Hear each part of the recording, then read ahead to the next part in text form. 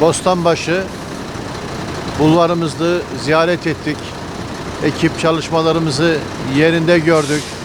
Temizlik ekibimiz canhıraş bir faaliyetle temizlik çalışmalarını, cadde yıkama çalışmalarını sürdürüyor.